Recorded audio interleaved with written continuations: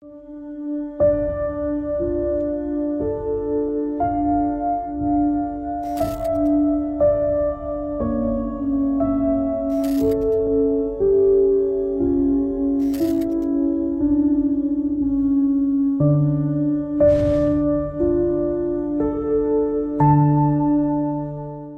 kabarnya Ki?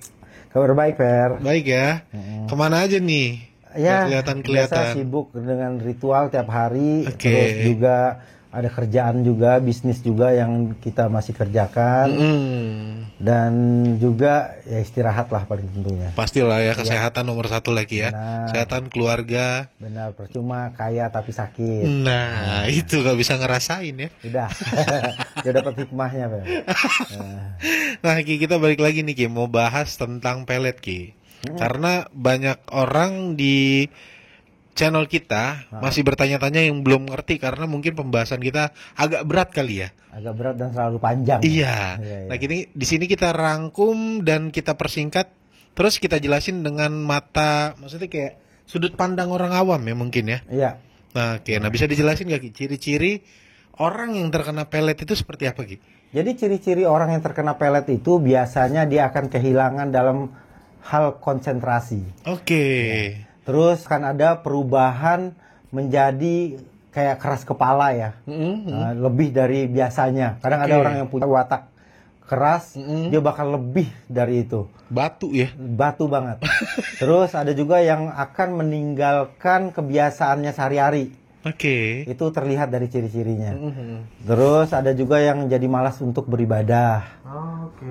Ada juga yang terlihat dari sifat yang berubah drastis dari biasanya. Terus juga ada orang yang kena pelet itu biasanya mendewakan orang yang memeletnya ini nih. Oh, itu ekstrim. Dia akan selalu mendewakan ataupun menceritakan hal-hal tentang pemelet ini. Oke.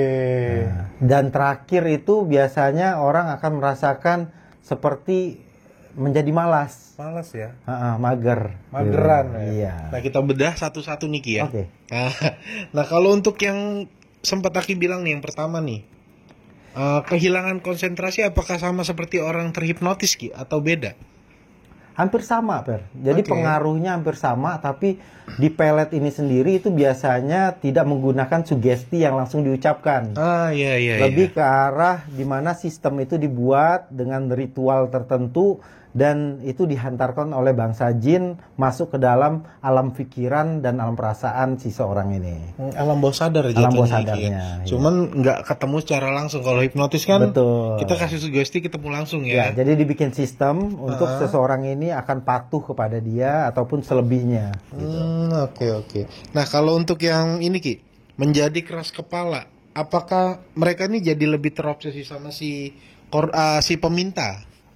Ya, jadi emang orang yang terkena pelet itu biasanya akan menjadi lebih keras kepala, menolak semua masukan-masukan ataupun kritikan dari orang, walaupun dikatakan bahwa si pemeletnya itu tuh jelek apa semua dan buruk, hal-hal buruk yang diceritakannya itu akan ditolak mentah-mentah sama Kan dia. mental ya. Iya, karena di mata seorang yang kena pelet itu semuanya terasa indah dan seperti surga. Sempurna. Gelo. Sempurna. Nah, kalau untuk meninggalkan kegiatan sehari-hari nih Ki, yang paling terlihat dari mata orang awam tuh apa Ki contohnya Ki? Dia lebih introvert ya. Jadi lebih mengurung dirinya, tidak mau yang biasanya dia bersosialisasi, dia biasa melakukan aktivitas-aktivitas lain, itu menjadi seperti malas yang akhirnya cuman untuk merasakan keberadaan seseorang ini aja di dalam hidupnya. Jadi kalau dia belum ketemu sama orang ini, dia akan menyiksa dirinya sendiri. Gitu. Oke, lebih maksudnya kayak batu lah yang Benar, dan dia tidak akan merasakan yang namanya happy di luar.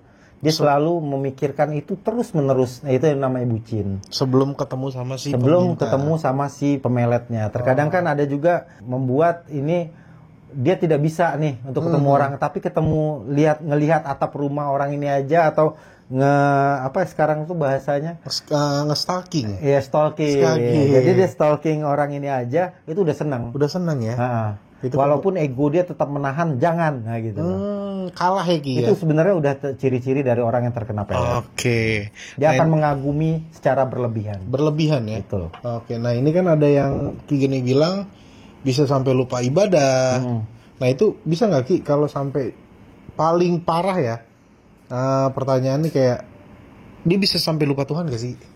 Bisa dibilang seperti itu, karena kan emang ada campur tangan dari bangsa jin yang memang itu membuat dia menjadi malas, membuat dia jadi susah, mager untuk beribadah, menunda-nunda, yang akhirnya cuman memprioritaskan apa yang ada di pikirannya. Oke. Yang akhirnya dia lebih mengutamakan si pemelet ini tadi Daripada sang penciptanya. daripada sang penciptanya. Waduh. Itu. Jadi cinta itu sudah membutakannya. Pada akhirnya banyak juga orang yang meminta seorang target pelet ini untuk merubah identitas ataupun agamanya.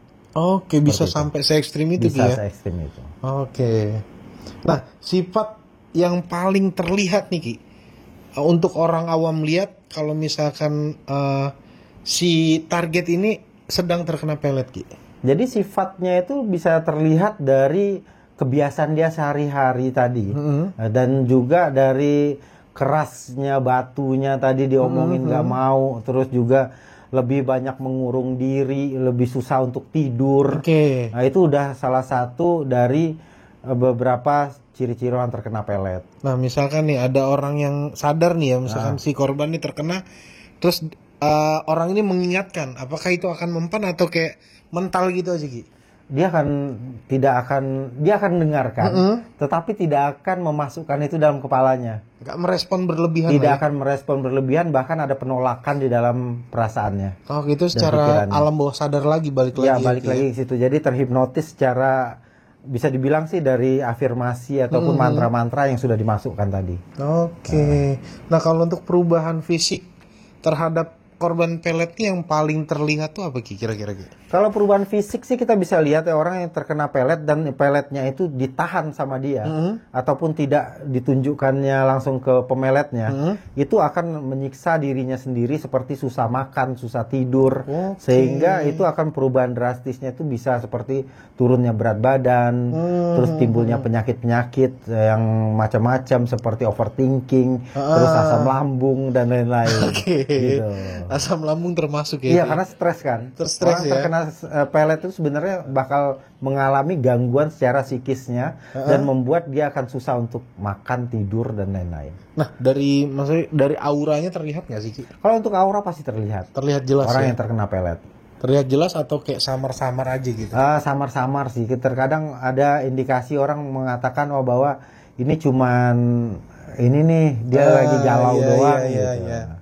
Tetapi perubahan drastis itu sangat amat terlihat di karakter sifatnya tadi. Oke. Dia akan menolak semuanya. Ngeblocking lah ya, Iya, masukan-masukan walaupun dari udah orang. dicoba untuk dijodohin, dicomblangin, dia bakal nolak itu semua dan mengunci pikiran dan perasaannya. Hanya untuk orang itu aja. Hanya untuk orang itu aja. Oke, itu lumayan ekstrim nih Ki ya. Iya.